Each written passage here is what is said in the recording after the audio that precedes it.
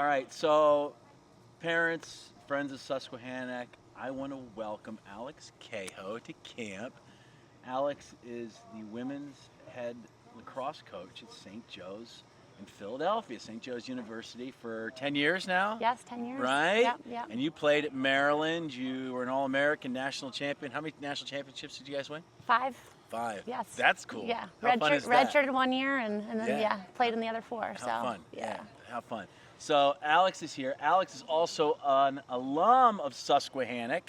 It was one of the original, first few years of Susquehannock for girls back in the mid 80s, am I right? 89 and 90. 89 and 90. So, and now it's wonderful because her daughter Layton is at Susquehannock for girls, and so it's kind of this huge big cycle, which makes it fun for her to come back. And so she was gracious enough to come spend a few days and work with the girls on lacrosse, do some beginners lacrosse, a little advanced lacrosse for some of the girls who have some more experience. And she just completed a whole morning Yeah. working with the girls. Absolutely, yeah. How fun. So much fun. What yeah. memories come back to you about camp when you come back here and participate?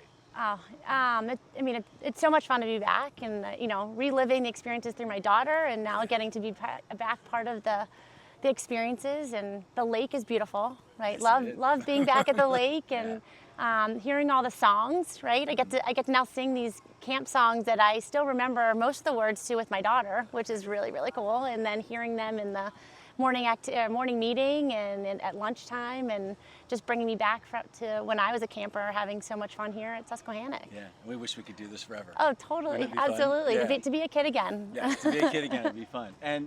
And so on a bit of a more, I guess, serious note, we talked a little bit about lunch, and I want to ask you this question. So, as you know, at Susquehannock, we believe in this multi-sport athletic development and confidence-based learning. We use this beautiful facility, but more important, the tools, the platform of sports, to build confident, independent, resilient, healthy young girls and boys. We want them to walk out of here stronger, happier than when they got here, and more confident.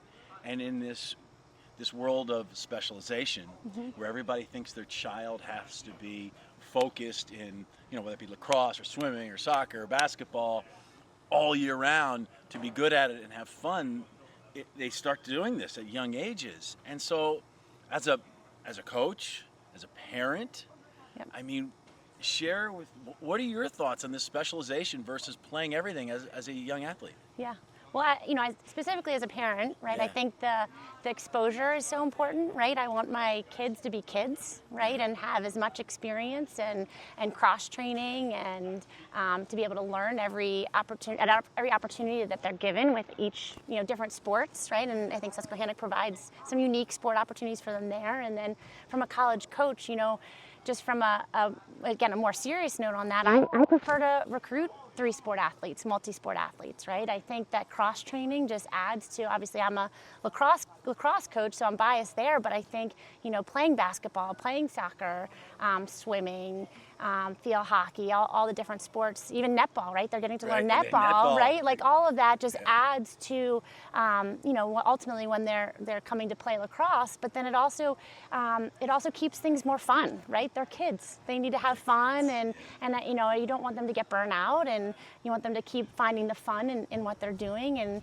the other piece, again, on a safety note, right? I think there's injury prevention in some of this, right? To be able to, by cross-training and playing other sports, right? It's really helping them to stay healthy and strengthening their bodies in different ways. And again, ultimately, at the end of the day, like having fun and being a kid is just, I think, so valuable. Yeah. And as you well know, so many parents think, well, my son or daughter is going to go and compete at the highest elitist level there is, and so forth.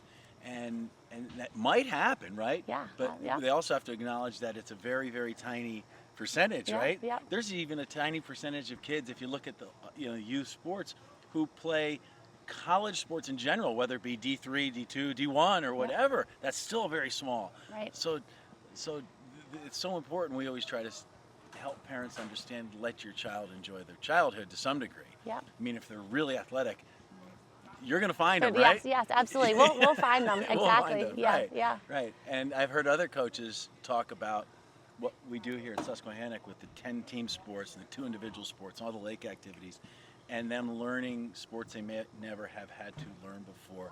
There's a coachability with these kids. Yeah. Do you look for coachability Oh yeah, when you recruit? absolutely. Yeah. You know, coachability. I think also, you know, which I think is part of what you're getting at, is that the coachability, and I think it's these skills that they're getting, right? You know, you might be really talented at one sport, but by, you know, playing a sport you've never played before and having to feel frustrated or and have to overcome that, right? Or to have to try new skills and have to get through that, right? To me, that's bringing up like resiliency, right? That's bringing up, you know, the ability to learn and practice and work through something hard, right? And to me, those skills, you know, and, you know, again, coming back to the professional side, when I'm looking to recruit kids, again, I love the 3-sport athlete, I love the multi-sport athlete, right?